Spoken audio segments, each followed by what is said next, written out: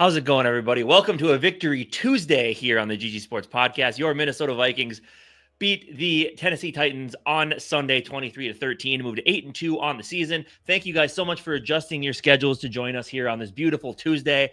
We made the entire 12-hour trek by car back from Nashville yesterday, so I didn't get back home till about 9:30, 10 o'clock ish. So again, thank you guys so much for adjusting the schedule. Jamie, I'm going to ask you how you're doing, and then I want to talk about my experience there because it was absolutely nuts. Down in Tennessee this week. We'll get into it, and that's because Casey posted a tweet from there of everybody doing the Skol chant. So I do, and what ends up being probably the best tweet we've ever had. But I do want to know about like that experience because it did sound like Vikings took over, and Titans have been around. Like, this ain't like the Carolina Panthers. You think the Titans had some? I wasn't really expecting that to happen in Nashville. I mean, but let's jump in in a second here. I'll come back to you, but I want to do some shout outs here because we have Bob Swede in the building, predicting 15-2 ever since we lost 2 games. My guy, it's going to happen. 15-2. Here it comes. Big Raylan. Let's go. My dude right here in the building. We got Roger in the building. Who else we got in here? Black Al Bundy. Let's go. Skol Mafia. You know what's better than 8-2, 9-2. It's happening. Campbell was seeing ghosts and asking Zach Bagans for help. Dude. Yeah, we're hitting a streak right now. We're feeling good. We'll get into the game specifically in a second here. But anyways, Bleeding Purple. Hello, everyone. Welcome back. Who else am I missing in here? The Black Bundy. FT Maddie in the building. Hey, everyone. Skol. Let's go. Darren in the building. What's up, GG and Skol Nation? Casey, how was Nashville? I saw lots of purple in the stadium. Felt like a home game for defensive player of the year ? Oh, actually, that's not even a question mark. That's an exclamation point, and that's what it should be. It should be an exclamation point. Nashville's the great stadium. What else am I missing? I think we got Bandito. Bandito, it's been a minute, man. Scolders showed out. Let's go. Speaking of that, another JJ McCarthy rookie card giveaway. Get the hashtag Skulls in the comments, like the video, and subscribe. All that good stuff. The future quarterback, the future Super Bowl winning quarterback of the Minnesota Vikings, and JJ McCarthy.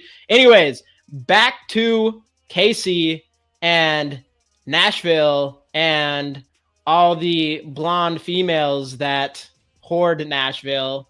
And yeah, I mean, if my boy Gary was in here, Jamie, I never got my card. All right, Sarah, I got you. I'll get you a card. I'll get you another card. The word choice there, I know what you were going for, but the word choice was not the greatest. What did you? What was the last sentence I said? I forget. We'll skip over it. So Nashville. So first off, if you guys, if anybody in the chat hasn't had the opportunity to go to Nashville, like, you're missing out. I mean, even if you're not a country music fan, it's okay. I mean, you're still gonna love it. Live. I mean, who hates live music? Live music. Bars as far as you can see if that's what you're into. There's plenty of other stuff to see. Obviously at Grand Ole Opry, Ryman, you got I believe like Andrew Jackson's mansion, and you can take a tour of that. A lot to do in Nashville if you're not a fan of going out and just having a good time and partying. There's tons of that as well. So first off, Nashville, one of my favorite places. I've been there 3 times. I'm already planning to go back next year. Absolutely amazing spot. So much to do. It's so fun. But yeah, back to the amount of purple that took over that place. I mean, if you guys didn't see the tweet, make sure to go over to check out GG Sports Podcast on Twitter. Follow us over there. We're almost to 1,000 followers. That'd be a pretty big milestone on that as well. But yeah, I mean, that's that. I took that video from Rooftop Bar. It was like you could not go to a bar without seeing at least 1/3 of Vikings fans taking over whatever bar you were going to. It was absolutely phenomenal. Get to the game, and obviously we were on the visitors corner of the end zone, and there was so much purple there. I mean, there was quite a few Titans fans intermixed. I actually had a couple sitting next to me, and they were not happy about some of those penalty calls, which honestly I can't blame them. But as Vikings fans, we're gonna take it because that's just kind of how it is. But yeah, it was absolutely nuts. Like, Vikings fans everywhere all the time. The stadium had to have been at least, half Vikings fans, multiple Skol chants breaking out during the game. After the game, you take this, you leave the stadium, you take this bridge that goes into downtown. And when we got to the bottom of the bridge and we turned around, and it's just a wave of purple coming at you. So many Vikings fans out and about partying after the game was over downtown. It was an amazing experience. Just in general, even if it wasn't the Vikings there, I still would have loved to go there. It's a great place to be. But when you're there with a bunch of fellow purple soldiers who are taking over the city, going to the game and cheering loud for your squad, it was really cool to see how well. I mean, obviously you hear about it, you know about it, how well Vikings fans travel, but actually being able to be there and experience it, it was phenomenal, man. It was such a cool experience. And it was fun. And we came away with the W in a game that could have been a lot more lopsided, which we'll talk about tonight here. But yeah, man, absolutely amazing experience. Next time the Vikings are in Tennessee playing the Titans, I highly recommend everybody go. Mm-hmm. By that time, they should actually have their new stadium. They're building it right off the back of their current stadium. So, man, lots and lots of fun. Let's go. And like I said, what's better than the Vikings coming away with the W? Yeah, dude. And I mean, that just says something a lot about Viking fans, man. I mean, God, we're diehard over here, and they do travel a lot. I think the only game. And it makes sense because, I mean, obviously, you know, especially this time of year, snowbirds and whatnot, like, I do think a lot of people like to get out of Minnesota and head down south. And obviously Tennessee is going to be a lot far closer drive if you live in one of those places. So, yeah, I mean, I just think it's, I mean, and that's what it lined up perfectly. Like and that's kind of what we were talking about. Some of the Vikings fans there. It's just like, it's a destination spot in the first place, but a Vikings game there just gives you an excuse to go check it out while getting to go watch your team play. So yeah. And the stadium's, well, like right across a little bridge or something, right? Yeah. It's walking distance from downtown. So, I mean, downtown.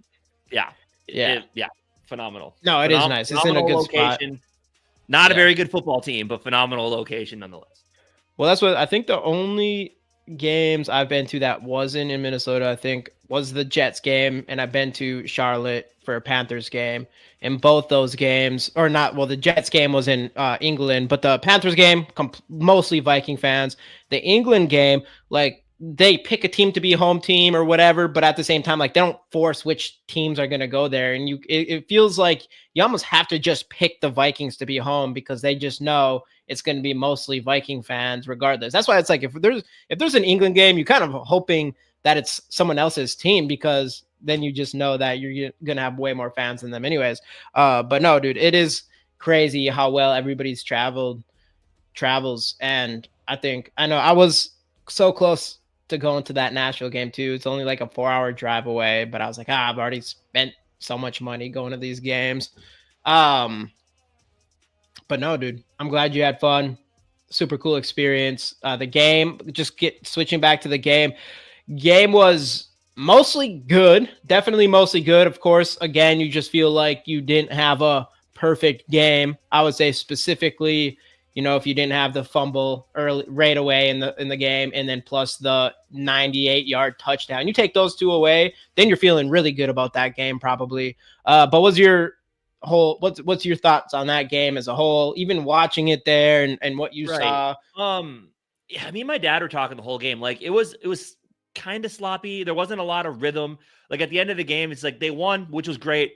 The offense looked pretty good. The defense looked amazing, which we'll talk about in a bit here. For the most part. Like, God, it just felt like a slog to get through though at the end of it. And that's kind of one of the things, like, yes, like the recent games, which again, I mean, with Vikings fans, I know on Twitter, there's been a lot of, talk about being too negative sometimes. Some people are, again, on Twitter, that's just how you, I guess that's how you get engagement, right? Say something negative, you're going to get all the comments, whatever. Some people like to do that. We like to keep it real here and talk about both ends of it.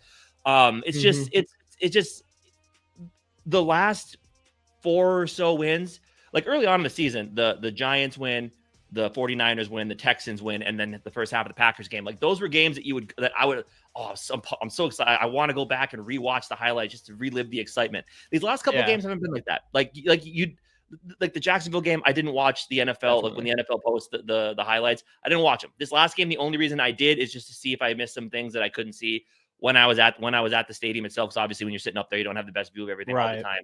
So like the last couple games haven't been rewatchable games, right? But that's part of the thing. Good teams find ways to win ugly. Like, we won pretty against teams that we're good. I mean, obviously the 49ers not as good as they looked in the past. The Texans, obviously, they've been pretty banged up as of late. But now they got Nico Collins back. They're kind of on their way back up. But those games were big moments early on. Those were really fun games to watch. These last ones, and that's how you win pretty. These last ones are winning ugly, and good teams are able to do both. I would rather see the Vikings be able to win a little more pretty. But so, you have 3 road games in a row. It's tough to win a game in the NFL, tough to win a game on the road away from your home state. So, again, was it kind of slow to get through? Yeah, it felt like it took a little bit longer. There's a lot of injuries, obviously a lot of penalties. But at the end of the day, the Vikings came away with the W. Yeah, not the prettiest game, but doesn't matter. Like, I mean, out of the last record looks the same no matter what happened on the field, and that record is 8-2. What's your guys' thoughts on Naylor? Has he regressed since this couple? We're actually we'll go into Naylor a little bit more in a bit here, but no, that's the thing with those games. Like that Titans game was still probably, I mean, out of those last 3 games, that was still the best one as far as like we mostly played really well. I would say, hey, FT Maddie with the 5, appreciate you. Well played game. We cleaned it up a lot. Yeah, exactly. And there was a couple. Yeah, and there's a couple big plays there, but the reality is like there's 3 teams that you're supposed to beat if you're a good team, right? They're bad teams for the most part. You're supposed to go beat them. And a lot of times in Vikings history, a lot of times in the past 10 years or so, we've always been one of those teams where we like play to the team we're playing, or we'll play against a bad team and end up losing to them. So it's like, it's still good that we're playing bad teams and we're playing bad and still beating them, which does kind of show you, silver lining there, it does show you that you do have the talent and what it takes to be a really good team, but it's just like the sloppy wins. And again, this game, like even if you just take away the 89-yard touchdown, or the 98-yard touchdown, you're feeling even better about this game in general. That was like kind of the big buzzkill. Henry, my guy, sub Skol 8-2, let's go.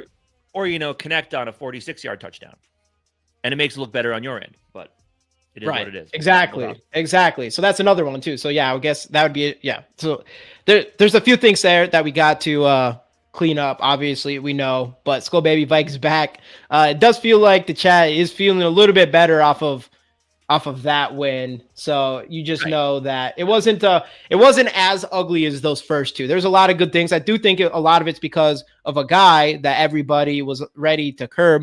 My boy Rap. I felt like Sam Darnold needed a bounce back game. I think he deserved one, and I think it's fair to say, for the most part, he definitely did. It was a bounce back game to say the least, outside of that first fumble. But I mean, we're gonna go into him specific in a bit. What's that? Did you put the fumble on him though? No. But just turnover in general or whatever. Just having a turnover. But yeah, I wouldn't even put that one on him. It was just a clusterfuck on that one goes. But anyways, let's keep going here so we can go a little bit deeper into some of these players and go through our winners and losers of this game. We will start with our duds, and we might as well get this right out of the way since Darren was asking about it. And that goes.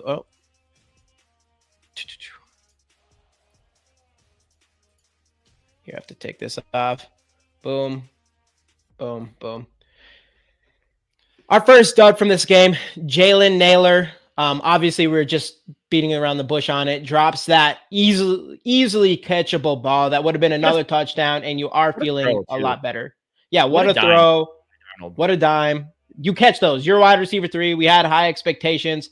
It's not just on him, and our offense hasn't just been really opening up. I mean, at least in the red zone for the most part, but we haven't really seen him take over that wide receiver 3 role that we were all expecting. TJ Hawkinson wasn't here for most of the season. All those things. So you were hoping to see Jalen Naylor, a bit more of him early on. We've seen some good things from him this year, but I would say in recent weeks, it just feels like I don't think he's going to be our wide receiver 3 for the foreseeable future. I don't know. I honestly don't think we have that on our roster. And I felt like that going into the offseason. We had a whole video on us thinking that like we're just hoping that that we always try to grab guys from the inside and try to make them wide receiver threes, and it's a position that we've been trying to figure out since we had Stephon Diggs and Thielen, but we didn't have a wide receiver three. And then we have Justin Jefferson and Thielen, and we still didn't have a wide receiver three. And then we have Justin Jefferson and Addison now, and we still feel like we don't have a legit wide receiver three, but we don't really actually go and get a wide receiver three. We just kind of keep finding guys in-house or in whatever. But I mean, overall, that Jalen Nailor drop, obviously hurt a little bit because you got to catch those ones. You got to catch. That's an easy touchdown. That makes this whole game look even better. What's your thoughts on all of that? And obviously, like if Addison doesn't go out the cramping, he's in that spot. Addison probably runs that same exact route, and that's a touchdown, right? But and Nailor, even Nailor was the guy that really stood out. That the only drive that we saw Darnold play in the preseason, because I think Nailor had 2 catches that game. He looked phenomenal. Obviously, starting off the season, three games in a row with touchdowns, right? So, and after those first 3 games, and then he had a couple of big catches in the games following. We thought we had our guy. Like we thought Jalen Nailor is finally proving to be that wide receiver 3. But I think he dropped a touchdown a couple weeks ago. That one was an absolute dime by Darnold, right where you want it. Hit him in the hands, and he just missed it. And then the next play, they throw an out route to him, drops it again. So it's frustrating. I mean, obviously, he is something that we just don't have, right? He's that speed. Why they call him speed? That speedy downfield threat, and that right there is him getting to that spot is the exact thing that you want to see out of a guy who could be your wide receiver 3. He showed us everything, like fast and got to the spot. Everything that we wanted to see from him. That's the one thing we were missing in this offense. And you just got to catch that football. And I know Darren asked earlier, like, do you go Tristan Jackson or do you go or do you go Brandon Powell? I want to say neither. I think you got to get Trent Sherfield some show in there, because every time he's been on the field, Sherfield has looked really, really good. And him and Sam Darnold seem to have a really nice connection as well. So again, that's a good point. I don't know if he's ever going to be like what we're like as far as wide receiver wise. Because he's caught everything he's need to, but you just feel like there's a reason. I don't think he's not the fastest guy. Things like that. No, but he catches the ball, and that's just the one. Like Nailor, it's so frustrating. Like that's again, like you said, that's an easy touchdown that gets you 30 points, and then you're looking at a blowout at that point. So I don't know. It's unfortunate. Hopefully he can turn it around, because we've seen him do good things this season. We've seen him with some big time catches and some touchdowns. But that one there was that's a highlight reel play for him. Like that's something that cements him as a good wide receiver, having a touchdown like that, where you split the defenders, Darnold puts it right on you, you catch that ball, and you got a 46-yard touchdown to your name. And just you can't drop it. You can't do it. And I don't know. Keenan Allen, DeAndre Hopkins. I mean, there's some older guys that might. I'm just looking at wide receivers coming into free agency next year. Since we do have all this money, if we can go get one of those guys to play wide receiver 3, I don't know, maybe it'd be worth a chance here, because I do think that's a position that we need to figure out, and maybe drafting one. But I don't think this year you're drafting one early. It does kind of feel like you're kind of. I think what running back feels like we should get one.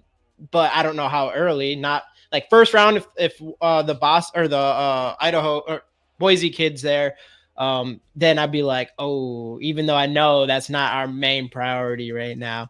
But anyways, back to this game here, because now I don't know, it's making me think.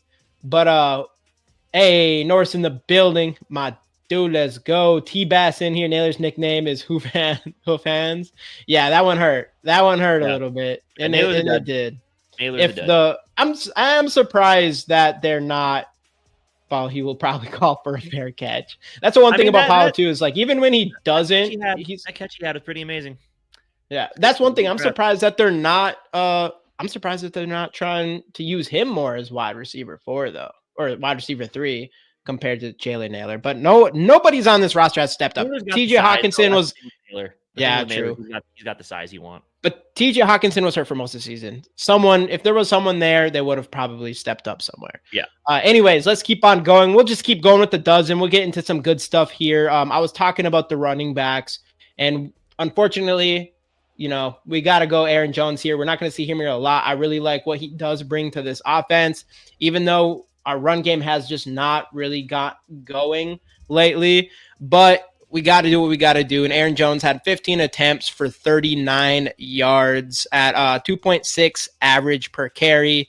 Nothing big there. He also rated out as the worst player for the Vikings, according to PFF, with a grade of 29.7. The worst graded player on offense.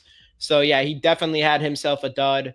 Again, you're against T'Vondre Sweat and Jeffrey Simmons. So, I mean, not the easiest defensive interior that you want to play. I mean, T'Vondre Sweat right now is looking like that would have been a pretty good pick, but we didn't really have a choice there. Yeah. And Maddie, I think you're right. And I do think, because I think someone said it in the locker room after he did have he had some ice pack on the ribs. I think he came off limping one play too. So, I mean, he's obviously not 100%. His usage is insane. Yeah. I do think we got to get Cam Akers in there a little bit more. I mean, he didn't do a ton either. 10 carries, 25 yards, 2.5 per carry. And the run game is concerning. I mean, look, it's one of the, like O'Connell, everyone wanted him this year. You got to try to run the football. And we're damn well trying. It's just not very effective. I mean, some games it has been, but recently it has not. And again, you did make the switch from Ingram to Reisner, where Reisner, A, playing right guard for the first time in his career in an NFL game, and B, he is a worse, like Ed Ingram is a better run blocker than Dalton Reisner is. Like Reisner, run blocking has never been his forte. Right. And even when we try to get outside, it still didn't work. You do got to wonder some of the play calling, running it right up the gut towards Jeffrey Simmons and T'Vondre Sweat. Probably not going to find a lot of success there, especially with how weak our interior offensive line kind of has been. But something does need to get fixed with the run game here. And Aaron Jones, I mean, put 2 on the ground. I know that one got credited to Darnold, but if you get the pitch and it hits your hands, you got to be able to bring that one in. Obviously, he got lucky. The other one bounced back up into his arms. But yeah, the run game overall has been disappointing. Aaron Jones, I don't think he's 100% healthy yet. But again, ball security, which he's normally really good at. This is an anomaly for him. But yeah, not a great performance by him or the run game in general here. If this team wants to make some noise, it is something that you got to correct. Credit to Kevin O'Connell, though, for sticking with it. I mean, that's what you got to do. You can't just stop running the football. You got to try best to be balanced to make it work in this league. But yeah, not a great showing for our boy Aaron Jones. But yeah, brighter days are ahead. I think he'll be better. I think this week, I think the middle of the Chicago's defense will be opened up a little bit more, and it's going to be a better spot to run through, I think. Before moving forward, though, again, everybody, we're giving away the JJ McCarthy rookie card. Get the hashtag Skols in the comments, like the videos, and subscribe if you have not already. All that good stuff. But keeping it going here, another guy that made this list for the first time as a dud. We talked about that 98-yard touchdown. I think there was another play with him as well, I thought. And that's Josh, I don't remember which one it was, but that's Josh Metellus had probably the worst play of his career, allowing a 3rd and 10 from their own 2-yard line to go for a 98-yard touchdown on top of that from Will Levis. And one thing I want to say about him real quick, though, is he also graded out as the worst player on defense, according to PFF, with a grade of 29.7. Right. And obviously the thing with Metellus, Vikings fan, welcome back, bro.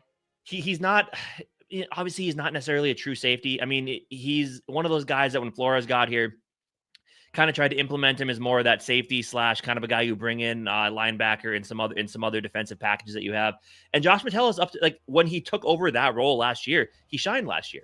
This year, we haven't seen it as much. I mean, he's had some big plays, but it is a little bit concerning. I mean, because technically he is still a safety. I believe he's still under contract for another year. I mean, he probably will be another guy that's up for an extension.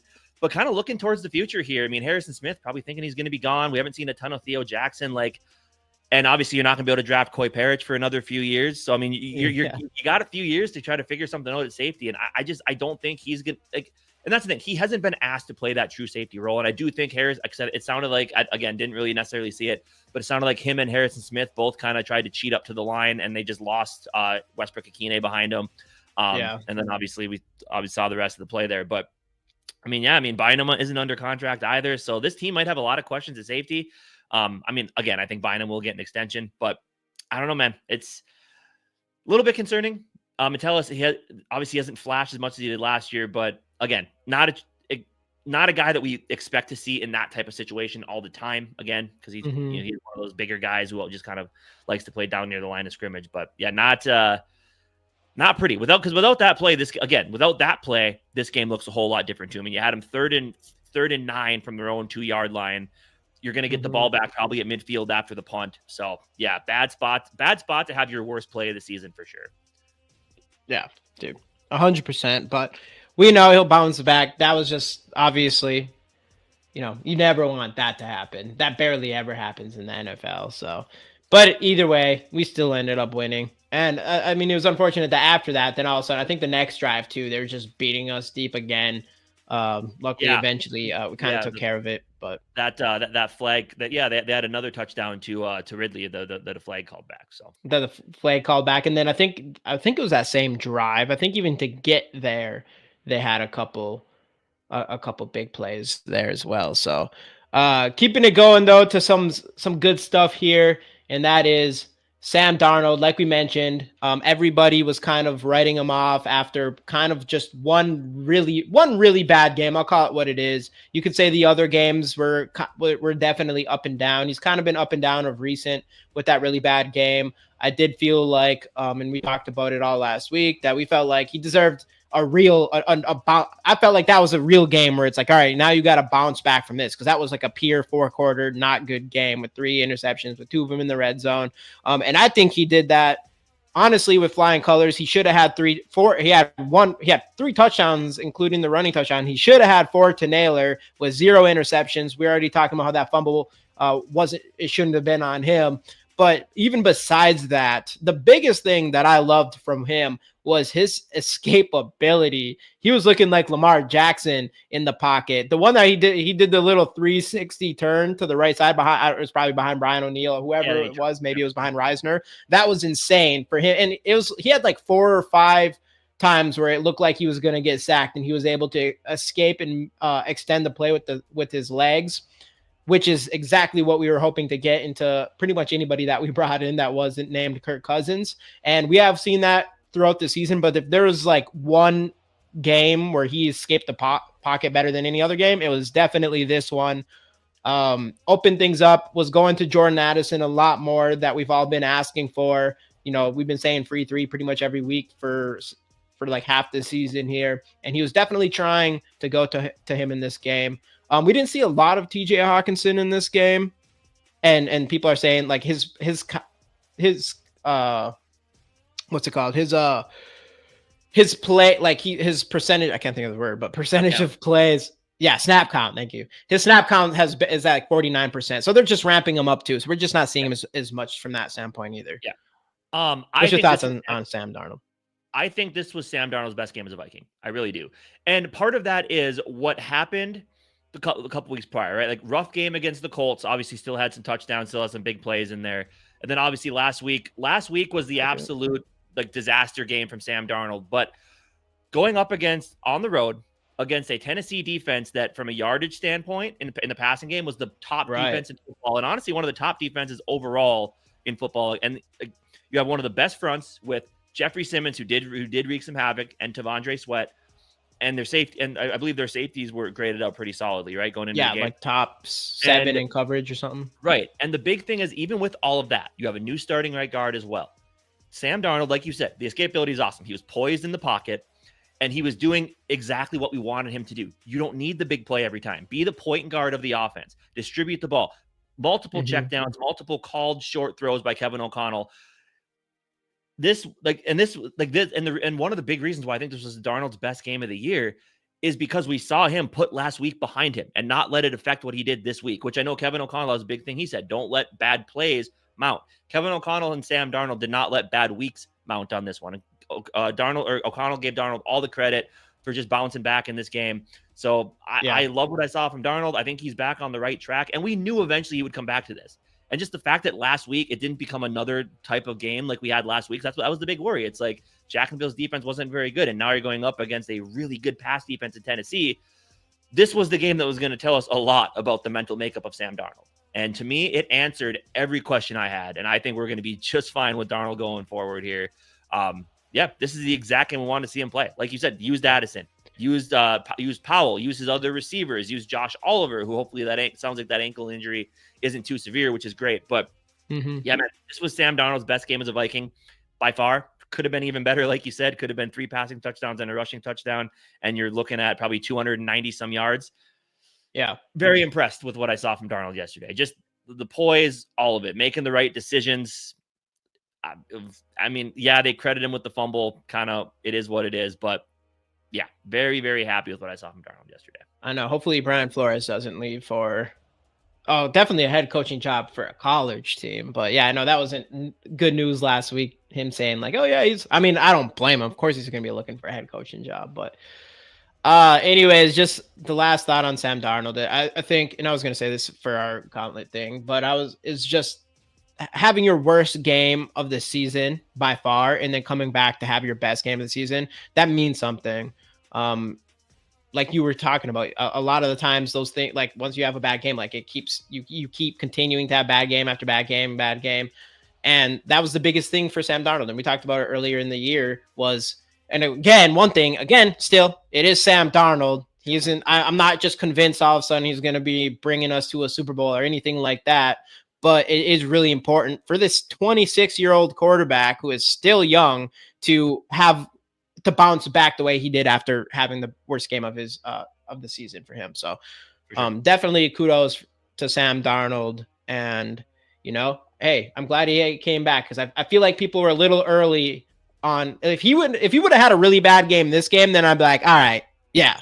But I felt like people were a little early on Sam Darnold as far as like kind of kicking him to a curb when he's only here for one more season. But let's keep on going here. And on our next, we got the pass rush. This guy on here probably should have his own slide in general, but we could have probably put 3 players on defense. We could have put Cashman on here. We could have put Gennard on here. We could have put a lot of those guys on here. But what was it? What did we end up with in sacks in this game? 5. Sacked. 5 sacks. 2 from him, 2 from Pat Jones, and 1 from Cashman. And 1 from Cashman, with 9 tackles for a loss. 9 tackles for a loss and 5 sacks in this game. We've been waiting. That's another thing we've been waiting. That's another thing I really liked about this game. We've been waiting for us to get home since like the beginning of the season.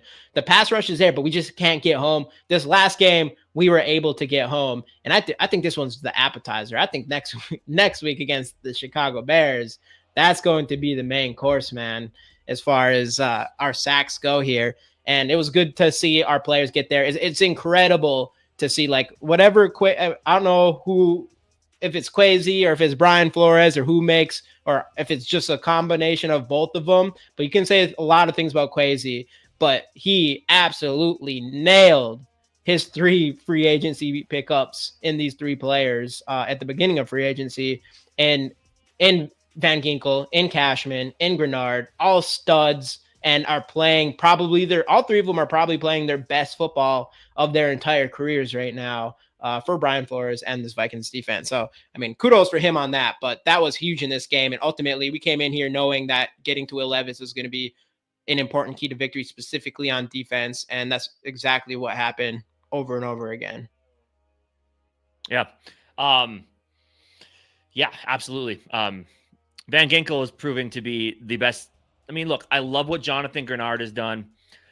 And obviously, I mean, Grenard's one of those guys where, it doesn't always pop up on the stat sheet, but we know he's doing work out there. And Cashman, obviously, we've seen what he's done, but Van Ginkel to me is the signing of the offseason. Yeah. He's got Harrison Smith. Like, he wasn't here since the beginning of his career, but because I just see, where was it? Yeah, we need to go ahead and try to extend Ginkel and Cashman or whatever. I could see Van Ginkel kind of being that signing that you just keep him around here, even though, because he's 29 right now or something like that. Like, you keep him around here for like 3 or 4 more years, and he's going to be that guy who's like plays pretty good into his 30s, I feel like. Yeah. But I mean, 2 defensive touchdowns, 8 sacks, which is already a career high, and there's 7 more games to go. Yeah. What more can you say? I mean, again, love the other guys. Love Grenard, love Cashman. They've both been Grenard's huge been an signings as absolute well, stud. and they're going to continue. Then they're going to continue to produce for this team. But man, Van Ginkel, and just the way he goes about it too, like just really. I mean, they're kind of talking about that. He's just really quiet, doesn't talk a lot, but he just goes out there and he plays ball. And exactly, yeah, he goes out there, plays ball. Yeah. Love stud, Ginkel, man. Stud, definitely. We have him for at least one more year for sure. So yeah, for sure. So, but yeah, keep him around. Keep him around. I did see that there was reports coming out that he almost went to the Eagles, but the Eagles thought he was a little expensive. When we had him, I think I think we literally made a video of him being the steal of free agency. Yeah.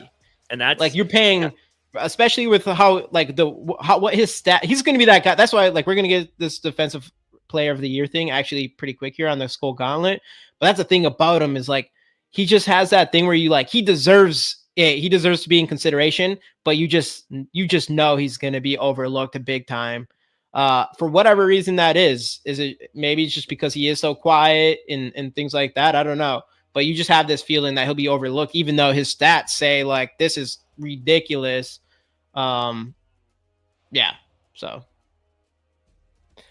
yeah, keep it on the pass rush. Huge game by the pass rush. Absolutely. Got after Will Levis, sack him 5 times. That's what you're looking for. Huge. And just keep it going, especially next week. Number 3, we're going to go with Jordan Addison here. Not just for, one thing is he took a beating. He took an absolutely beating in this game.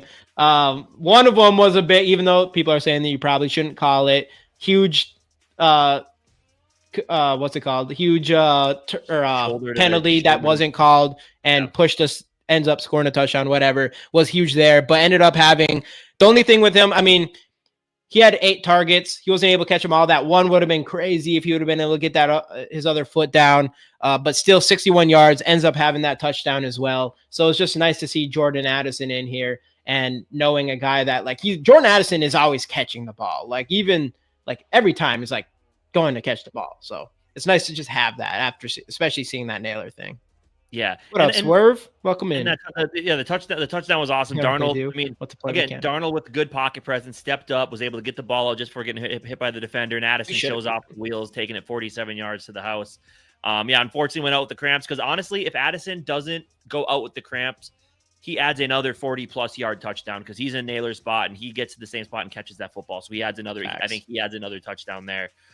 Great game by Jordan Addison. And I guess we do got to give the shout out to Justin Jefferson. I mean, still 7 games left this year, but already has the record for most receiving yards through a player's first 5 seasons, and we're not even 3/4 of the way through this one yet. So Justin Jefferson's obviously godlike, and I know, and I know this is Jordan Addison's slide, but we're going to talk about Justin Jefferson here quick because I know Kevin O'Connell today was asked about from Paul Allen about some of the other receivers in the league and if how he views Justin Jefferson, and Kevin O'Connell very adamantly said he's I get it, and I think he's talking a lot about the Jamar Chase types when he said I understand the league has a lot of really really good receivers, but nobody is seeing defenses defend them the way that Justin Jefferson is. He's like, I really hope people go watch and see that that's how it is. I know he doesn't put up the I saw that. But he's getting coverage that no other receiver, not even Jamar Chase in the league, is seeing. So, man, if everything can just be on point and if both of them can stay healthy for a full game, we're looking at one of the top receiving duos in the league, especially if Darnold can keep playing the way that he played this game. And when this guy who we're giving his card away, the JJ McCarthy rated rookie card. So put the hashtag Skols in the comments, like the video, and subscribe if you haven't already. Once JJ McCarthy comes back and he has both these studs, hopefully he's the guy that can really open things up. That's the thing that's so exciting is you do have both of these guys for the foreseeable future. This isn't just hoping Jordan Addison, this is just his 2nd year in the NFL playing with his 5th quarterback, right? His 5th quarterback. He's got a year and a half under his belt. And not you're just going to see him progress. Yeah, including his injuries. So, with that being said, they're going to be the best duo. If they're not already, which statistically you're not going to put them there yet. But I definitely think they have what it takes to do that. And then you add in TJ Hawkinson, and we just need to find that wide receiver 3. because we need someone that can catch. Did you hear? What up, Kinetic? Did you hear what they're doing with McCarthy? Wes Phillips was talking about it today that they actually have in practice. They have Darnold wear a GoPro on his helmet. Yeah, and basically then they have I believe they said they're able to get that onto a VR headset, and they have McCarthy actually put the headset on and go through the play from what Darnold is seeing and tell them what he's thinking. And then O'Connell said that they have lunch together every Thursday and they talk about stuff. So like the development and that T-Bass, that's why I don't think I do understand hopefully, but I think it's going to be like it's O'Connell, the plan that he told us about is coming. And I honestly think the injury, I know he's missing the practice reps. I get that. He probably would have played already this year at some point, but I think this may have been the best thing that could have happened to him. O'Connell said it himself. Like, he's like, it's probably kind of a blessing in disguise for McCarthy that he's getting a quasi redshirt season, because he actually gets to sit and learn. And he said the same thing when it came to Ed Ingram. It's like, he's never had a chance just to sit and watch. And that's going to be good for him as well, to kind of see what's going on the field and watch the tape and see how someone else is doing it. But I think that's going to be huge for McCarthy, that he's basically getting to sit and learn. And with the way that they're developing him with the headset and everything, he is seeing everything that's happening on the field in practice. And it's just the dude's he's going to have everything down up here. Now it's just, can he translate it to the field? Yeah. And that's all next year's problem. Yeah. I'm not all concerned about his injury. Yeah, his injury is going to be all right. But yeah, there's still, I mean, we got to see it to completely believe it. But that's the biggest thing about JJ McCarthy for me. And I've mentioned it, I mean, a couple times, probably a lot on here actually, is that the biggest thing with him is everything that, like, we knew he was a winner. Like, he has everything you could possibly want in a quarterback. He has a winning mentality. He has all, I mean, he's athletic. He has a big arm. He has literally all, like, the physical abilities. He has the mental abilities, literally everything that you want in a quarterback. And that was the reason why he ended up being a top 10 pick. We picked him at 10 or 11. 10. Yeah. McCarthy? Right at 10, right? Yeah, McCarthy. It was right at 10. But that's why he was a top 10 pick, of everything he could be. And the reason why he didn't go higher than that, one, I mean, he was just 21. Two, all the little things that people are saying against him. He can't throw left.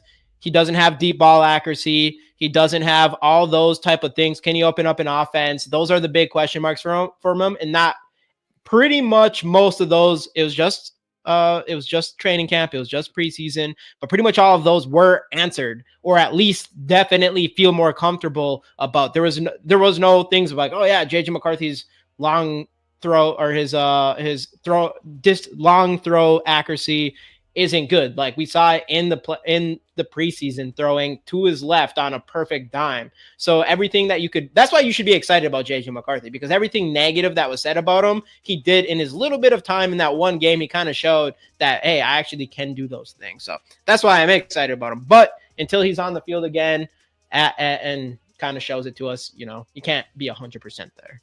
For sure. But anyway, I Jordan have a lot of questions. Great game. Yep, Jordan Addison, great game. Overall, like we said, Van Ginkel and Sam Darnold, like that offense really turned around. Just that one fumble in the beginning. Other than that, mostly good. If there wasn't that drops, we're probably calling it one of the best offensive games that we've had all year. Anyways, let's go to do the Skol Gauntlet. So nothing is answered till I see it. Yeah, it's definitely the way to go. Definitely way to go. Got a freaking hose. Yeah, he does. Anyway, so we're going to go with Game Ball, who we think is going to be the Game Ball. Anyone that's not been here before and seen this before, we put 30 seconds for each topic. We each give our answer to each one of these, back and forth.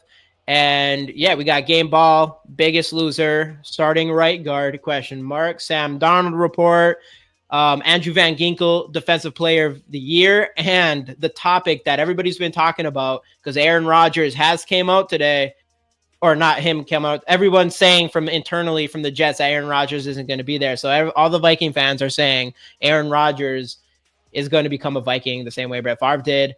Yeah, I mean, you'll find out what we think on that, I guess. But what happened to that Spider-Man guy that was all over the internet hyping up JJ McCarthy? Seems to have disappeared.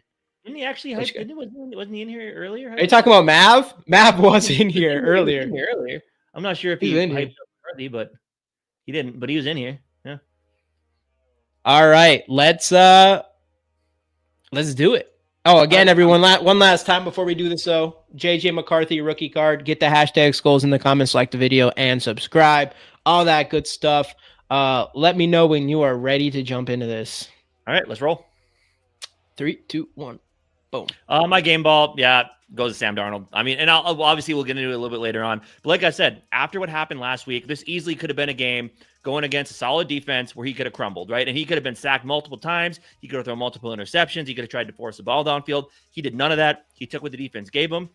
He used his athletic ability to get outside the pocket and make plays. He had some first down runs. Just this is a game that could have crumbled and ruined the rest of his season. Sam Darnold stepped up big time. That's why Sam Darnold gets my game ball. Obviously Sam Darnold's a really good one, but I'm going to have to go with Andrew Van Ginkel. I mean, insane. Getting back-to-back sacks from already the season he's already having, ends up with 8 sacks on the season. And then, I mean, you know, you kind of can just give it to that whole passer. We already talked about Cashman. We talked about the 5 sacks. We talked about, like, that's the thing is, like, you can do whatever you can. Like, if you score 3 points and you don't allow any touchdowns, then you win the game. And obviously you have to score any points, but the defense stepped up again 2 weeks in a row, balling out. Oh, wait, I'm way over 30 seconds. I'll say this was your idea and you don't even get the point of it, do you? Whoopsie. All right. Okay. All right, roll. keeping on going, though. Biggest loser.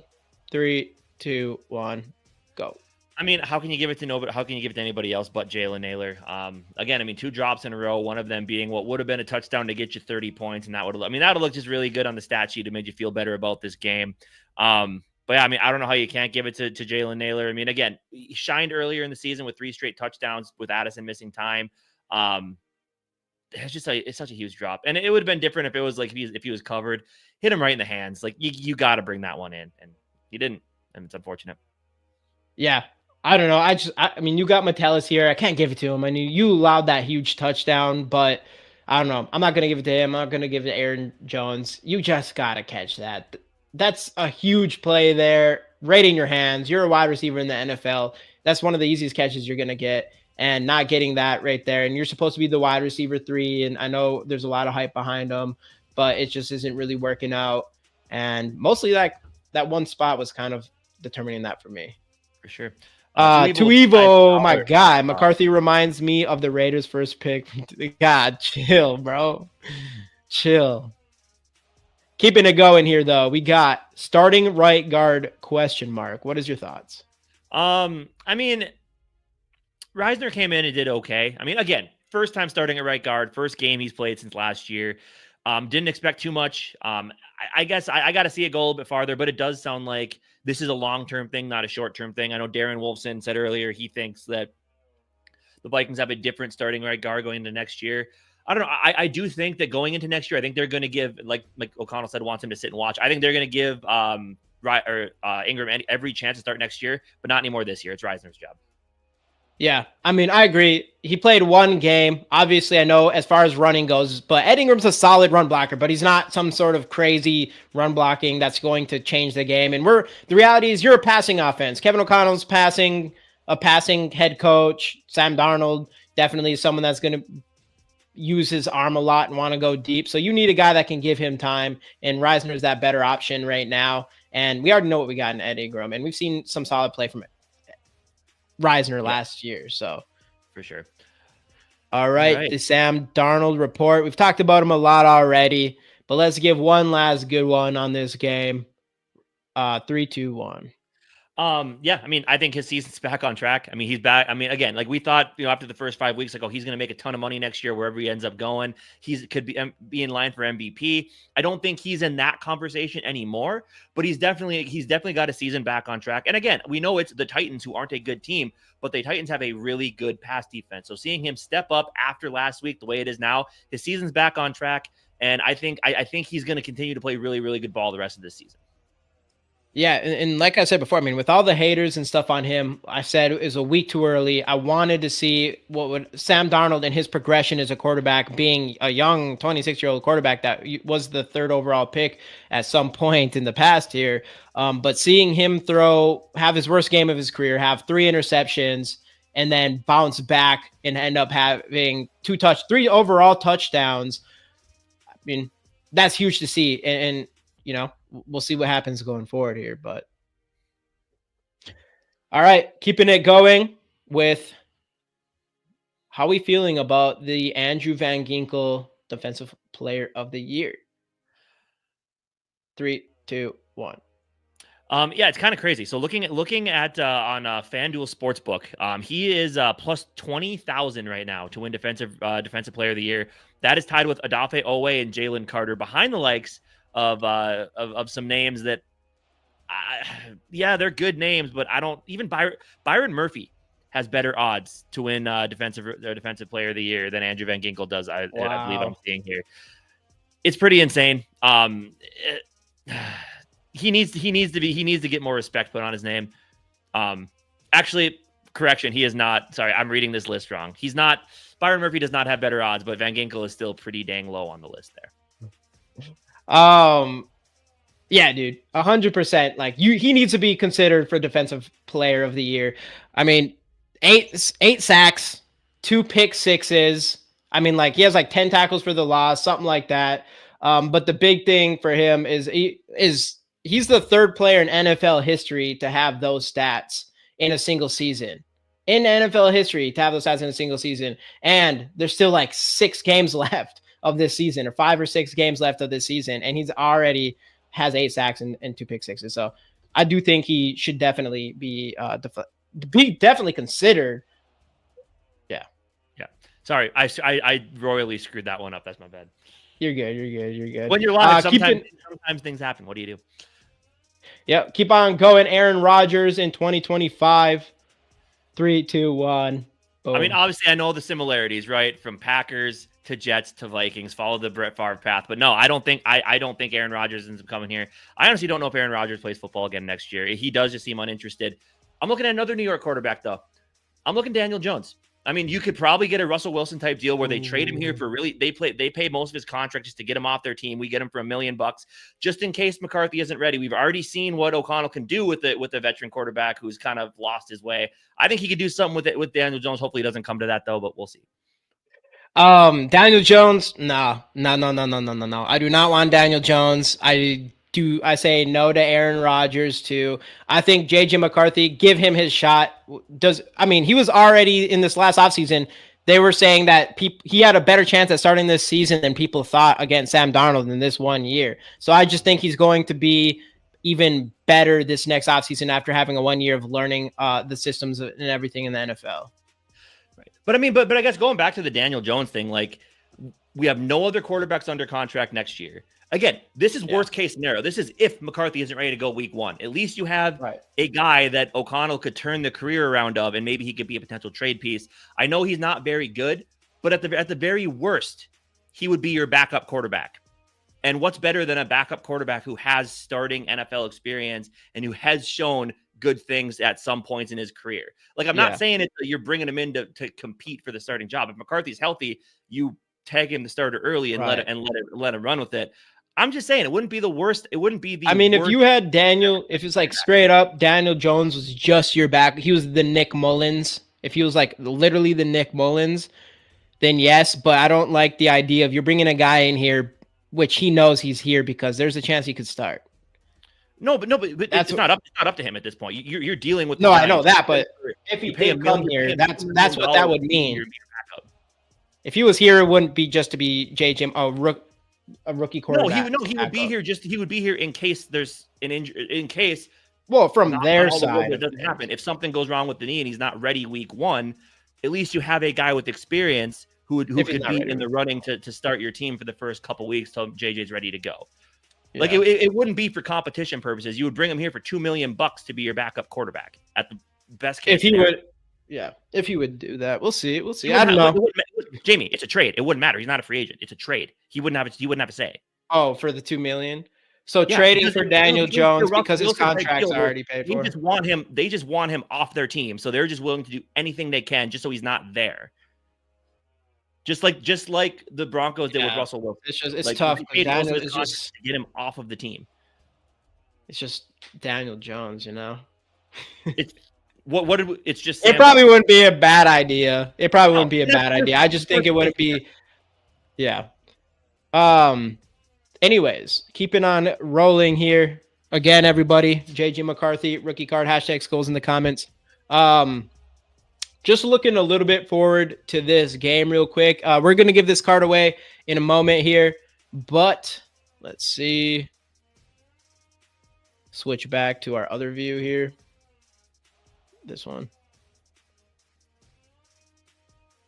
Just an early look into this Chicago Vikings game. I guess any initial thoughts? The only thing, I mean, there's a couple things that worry me. One is Soldier Field. The Vikings historically have not played very well at Soldier Field.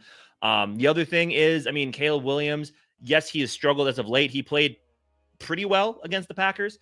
But he does have some things that Vikings have historically struggled against. The mobility, being able to get outside the pocket. He does have some things that worry you. The big arm, he does have weapons there. Their defense, obviously, with Matt Eberflus, he's a defensive-minded guy. Their defense is solid. So a few things do concern me. And again, I do think it is going to be a close game just because it is Soldier Field. But yeah, overall, I'm not overly concerned about this game. I do think the Vikings still come away with a win. Yeah.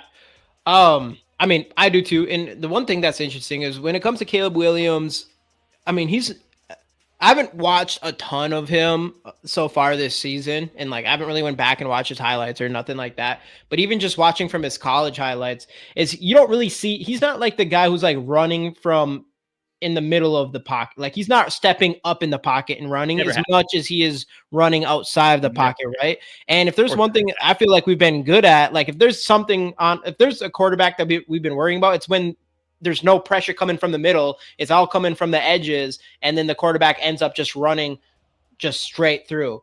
With Caleb Williams, I feel like we have the speed and the type of pass rush talent, something we haven't really seen a lot of quarterbacks do against this year is getting outside of the pocket, something that we've struggled with significantly a lot in years past, but we haven't been allowing it this year is letting, quarterbacks coming out of the pocket and extending plays with their arms, which I really do comes from the talent we do have in the pass rushing game and with those outside linebackers. Hey, what's going on, Delton? Thanks for hopping in, man. Hey, Delton, welcome in, dude. What's up, this shit? Let's go, yeah, my guy. I appreciate you. Absolutely, man. But yeah, I mean, and that's the thing. So that's why I think the key to Caleb Williams is going to be set the edge, spy him most likely with an Ivan Pace, because I think Ivan Pace does all of his best work is right up at the line of scrimmage. Set the edge, spy him, make sure he doesn't get outside the pocket, make him make decisions from in the pocket, make him make the right throws, and make him have to do it within the setting of being in the pocket. Get after him a little bit. And I think that's one of the positives we are going to see is he's seen defenses, right? He's never seen a Brian Flores defense yet. No. So I think Flores is going to come up with a pretty good game plan. You feel like if anybody's and again, we both loved Caleb Williams coming out of the draft. The ability, the off script ability that he has is second to none. Well, probably second to guys like Mahomes and Josh Allen. But when the guy gets a little more experience, he's going to be absolutely amazing. I truly do believe that the Vikings are going to have to contend with him for a long, long, long time. But early on in his career, rookie season, Brian Flores as your defensive coordinator. Yeah. It's like I feel like Brian. I think it's gonna be. I think we're gonna see a pretty frustrated Caleb Williams by the time it's all said and done. I think a Flores defense would be like a guy like Caleb Williams, kryptonite. Like having that much pass rush, a guy, especially since he likes to go outside of the pocket. I feel like Brian Flores' defense does really good at containing them, at least in the pocket. He doesn't really have the personnel as far as like in the middle of the defense. That's one thing I guess we would have to worry here. But of course, as far as just that offense in general, and they do have Odunze, they do have DJ Moore and Keenan Allen and Komet. And you want to do whatever you can to take the time out of his hands because those receivers, you got a lot of talent there. You don't want to give them all day to create separation and things like that. So I do think you go in this game and just really bring on the pressure and bring on the blitz. Yeah, and obviously on Thursday, we'll be going even further into it. But let's give away this JJ McCarthy card. Everybody get their hashtag Skols in the comments, like the video, and subscribe. We're about to give this bad boy away. Hey, yeah, he's going. Adam, Skol, TY hopping in. Thank you guys for joining. Josh Allen. Hey, Adams. Josh Allen. Yeah, Let's go. at this point, I think Josh Allen has to be the favorite. Yeah. It's having a Lamar great year, Jackson that's for had sure. a rough week. Yeah, he's not doing good enough to carry my fantasy team like I need him to do. But anyways, let's bring this thing up here. Boom. 15 entries gotta be here. Obviously, anybody that doesn't know, we pick 5 names and it gets you into the duck race. All that good stuff. Let's just get going right away here. 3, 2, 1. If any, we already have 2 more entries. Anybody, hashtag Skol in the comments. Hashtag Skol in the comments. We pick 5 names. 5 names, and the first one is Kinetic. Kinetic, I'm pretty sure I saw you here. A guy who's a JJ McCarthy fan since Michigan. Let's go. I'm assuming here. I'm not watching that. Kinetic, you're here, right? I mean, he commented less than a minute ago. So you gotta be here. You gotta be here. Let's keep it rolling. Let's keep it rolling. We got 1. Who we got next? Hey, what's going on, Johnny? Thanks for dropping in. What's up, Johnny? Bob Swede. Bob, are you still in here? Kinetic is here officially. Bob, hashtag Skol a minute ago. A minute ago, so he should be here. He'll be here as well.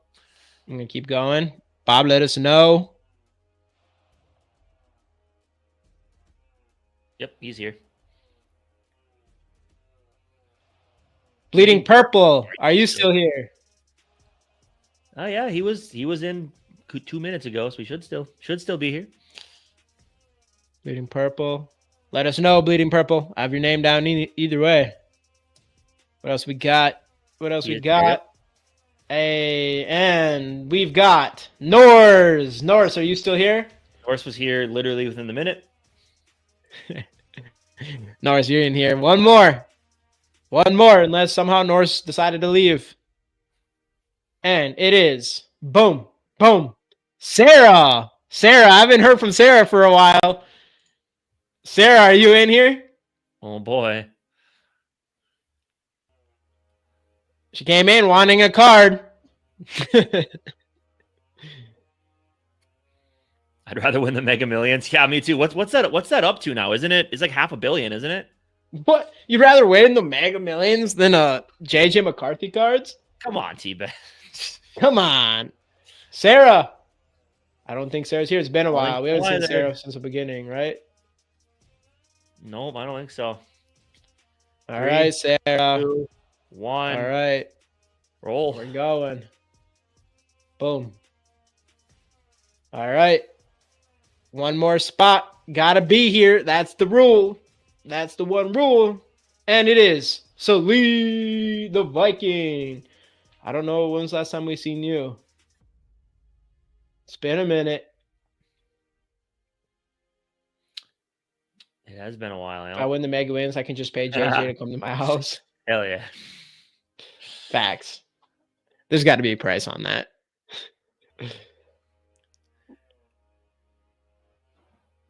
Give him a minute here. Yeah. I don't think I've seen him, though. Not in a while. Not since early on. It's rigged. It's rigged. That's what Sarah always says. She always says it's rigged. And then the one time that she gets it, she's not here for it. Even though she's probably won more than anybody overall. How much you guys think Pat Jones makes on the open market this offseason? See, that's a weird one. Like the sack numbers look good, but he had a couple. I think he had a couple down weeks where he had like one of the lowest I could see win rates. I think so. I mean, I could see like a few million. No, you think 10? More than 2? Yeah, obviously more. No, than 2. Andrew Van Ginkel gets 10. Yeah, on a season where he didn't coming off a season where he didn't have a lot of. I think Andrew Van Ginkel had like the highest overall PFF grade out of any player. No, I don't think. I think I would be surprised if he makes over 5 million. If he makes over 5 million, he's played like. I mean, he up until the last couple of weeks, his money off your biggest season. Yeah, but he played like.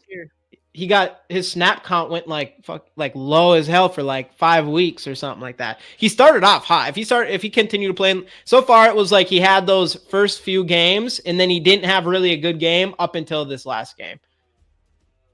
I'd be surprised.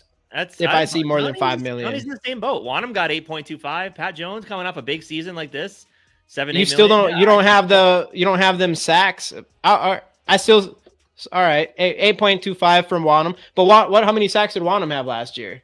And he 9. And Wanham was hurt coming off an injury. But Wanham has like multiple seasons of like a decent amount of sacks. I mean, maybe 7 and 8 for Jones. I'll say 5 million. I'll stick with it. I'm saying 5 million. I mean, but we still don't know for sure because we'll see. Because I mean, better run defender than Wanham. Who knows how many more sacks he adds the rest of the year? Like if he finishes with 12 sacks this year, teams are going to look at that. I mean, that's exactly how with Grenard came off his best season with 12 and a half sacks, and you hope that's just like that. You hope that's the leaping point.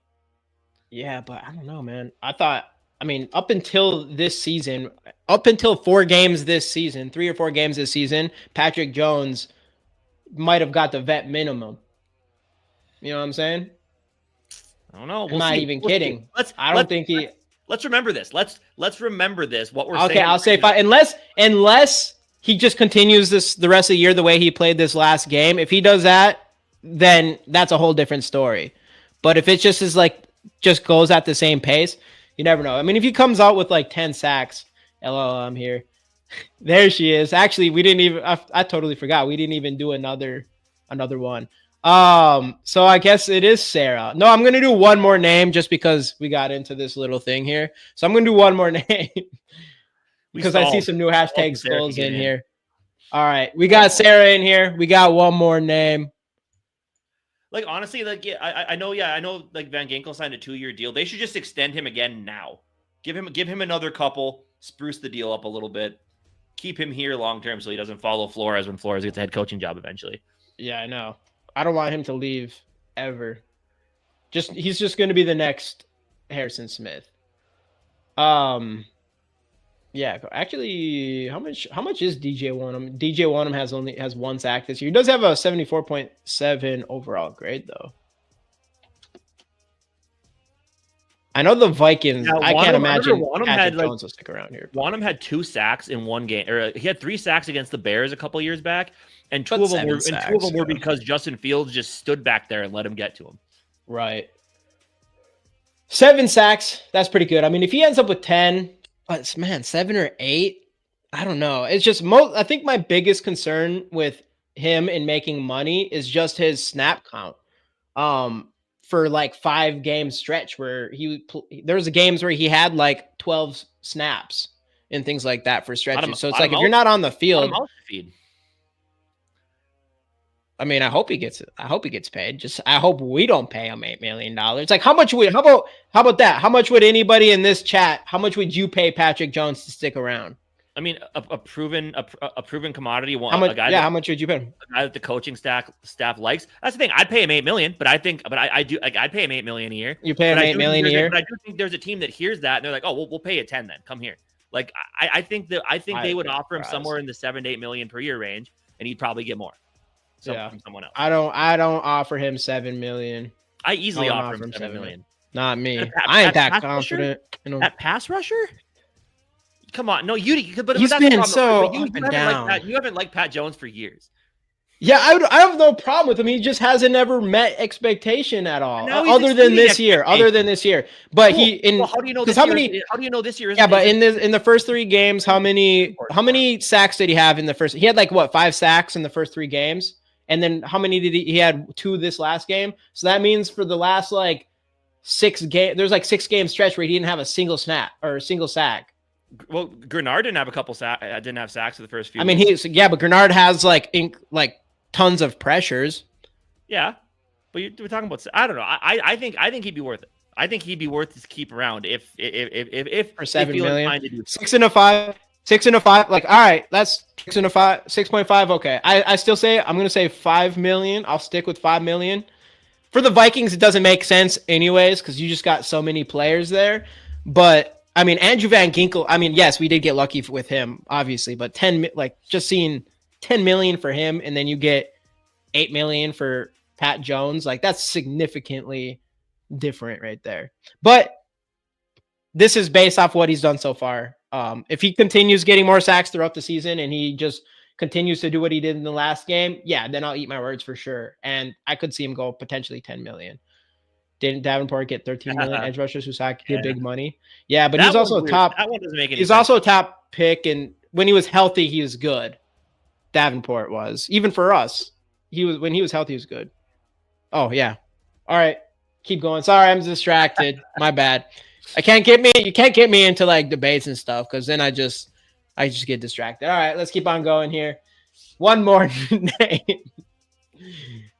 And for the JJ rookie card chance in the duck race, we've got boom. Some the duck migration. Skol TY is back here. Skol TY, I see you in here. You gotta be in here. He was literally the one that said re-roll. No response. Yeah, I see that. All right, we got it now. Reroll Jamie. Oh yeah, right there. All right, let's do this duck race. Sorry, the Black Al Bundy. I know how he likes these two a lot. All right, got the names in here. Kinetic, Swede, Bleeding Purple, Norris, Sarah, and Skol TY. 45 seconds. How many times we think in here? 8 for 8 dubs. 8 for 8 dubs. Let's go. 1, 2, 3, 4, 5, 6, 7. Oh, there's a Viking duck there. 8. Hey, the Viking duck is back. Go. Bleeding Purple is the Viking duck. Can he do it? We'll find out. All right, let's get it. 3, 2, 1. Boom. And we got Swede on the early lead with Skol TY sitting in second. Kinetic second. Skol TY is in third. Purple, I don't know. Bleeding Purple is looking in a solid spot there. That Viking duck could be lucky here. Could be lucky. 24 seconds. Everybody's just kind of bunched together on this one. Everyone's coming back. Swede's still in front. Kinetic's coming back. Sarah's going to bounce back. Let's see. Oh, Kinetic bounces off. Sarah's bouncing off. Oh. Pushing. Norris or Skol TY. It's Skol TY. That is. Wow. Skol TY, my guy. Dang, that was a close one. A lot of them have been close lately, like super close. There we go. All right. Skol TY. Catch 84. And let's go. Check is in the mail. I believe you just live in the same spot, right? Catch. Like you haven't moved? I don't think so. You still San Antonio? Yeah. But anything else before we hop off here? Hey, what's going on, Emilio? Rigged. Tote that tater. No, I wish I had some top the tater because they don't have any where I'm at. The race always makes me slow. Those hats fitted or snap. They're Velcro in the back. So they can fit to you. Sex is a hack. Wait, what? I telltale WA. Bear down, Kel. And of course, catch y'all next time. Hey, appreciate you. Yeah, let's go. Pop in. Again, everybody, our next Thursday. I really wanted this cartoon. Let's go. Thank you.